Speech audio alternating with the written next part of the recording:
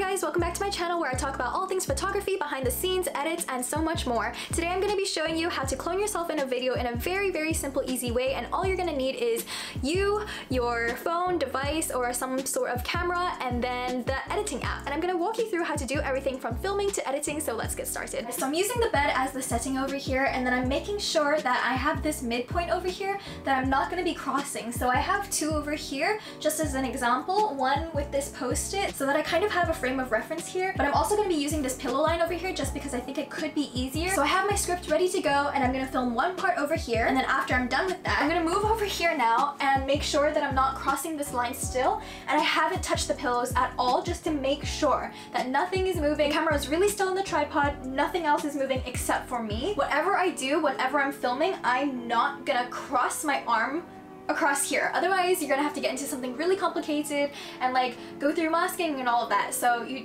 don't even want to have to deal with that. So just don't cross any limbs over the line of reference that you've created for yourself. If you want it to be a little bit extra fancier, you can do what I did and kind of film with gaps in the script so that you can kind of like interact with your clone on the other side. Okay, now that we've shot everything we needed to, let's go into the app and start editing. So I'm just gonna start by importing the videos that I made into an app, and you can use a lot of different apps, but I'm using InShot for this. And so I have rotated it, so making sure that it fills the whole screen. I'm making sure that the canvas that I'm looking for is a 9:16, and you can tell by going into canvas and then just changing it up. The nice thing about InShot is that you can have different frames, but for this one I'm looking for a 9:16 because that is kind of like the Reels or TikTok if you're looking for that. So we're gonna start there. I'm just gonna start sifting through the video just to cut out the parts that are not necessary and only using the parts that I think are gonna make this video. This is probably gonna be the longest part, to be honest, just making sure that the footage that I'm using is accurate and well timed. And so if you want to cut things up, you can just come here to split.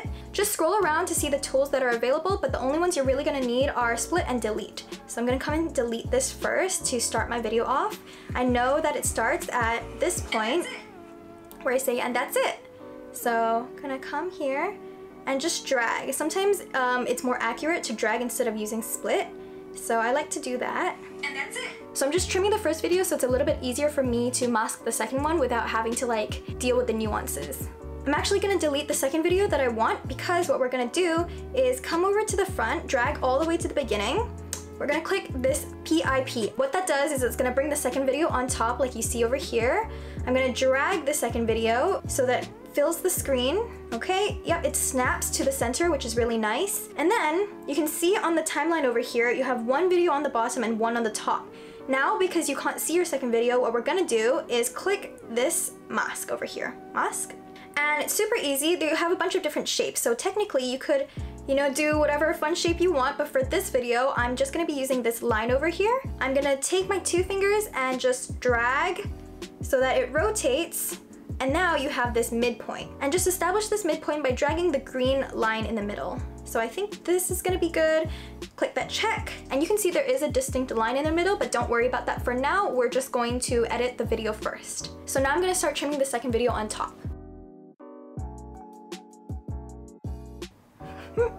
This is so funny watching myself trying to like figure out the timing. I did this so many takes, I like can't tell where it really begins. It's like really awkward pauses between. So I think I have this bottom one ready to go. Let me come back. So the lighting clearly does change on the bottom, but I think I can fix that in adjustments later when we're looking at lighting. And just like, don't worry about the lighting for now, the colors for now. We're just gonna have the edits there in place first. Just a couple seconds really does make a difference. You can actually zoom in as well by taking your two fingers and just dragging it on the screen on opposite sides, just to make it a little bit more detailed. So I think we can drag it there and end it there.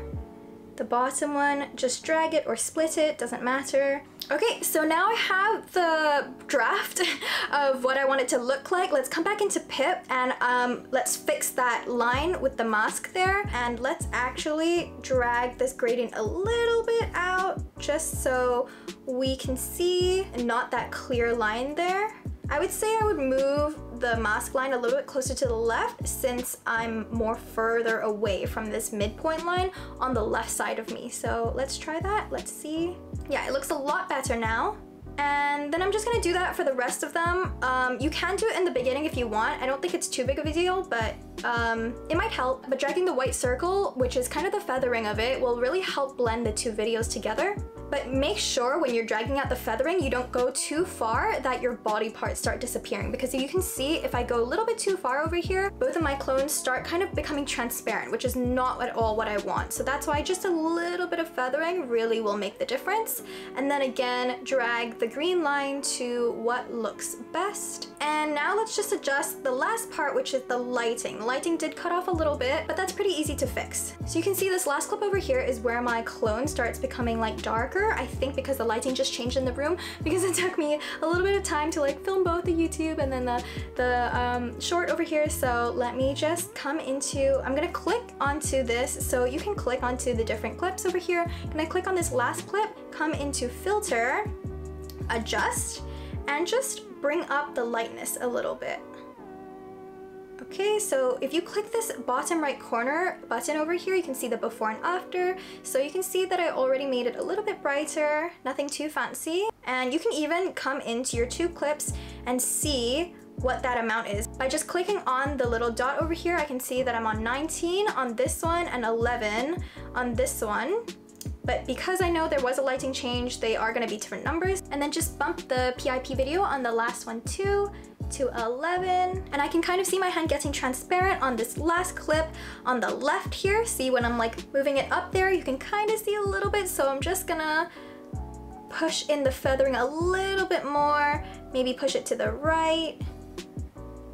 Hopefully nothing is transparent anymore. Yep, so I think it actually looks pretty good. So I'm pretty satisfied with it. There is a little bit of like a cut in the middle on the right side of me that does bother me a little bit, and it's not perfect, but it'll do, and you kind of get the point. This was just a quick video shot for me to show you, and also one of the few times that I'm like trying to time the script. I did try a couple different methods by like recording my voice and everything, but that didn't really work. So this is kind of the best outcome that I could get in this short amount of time.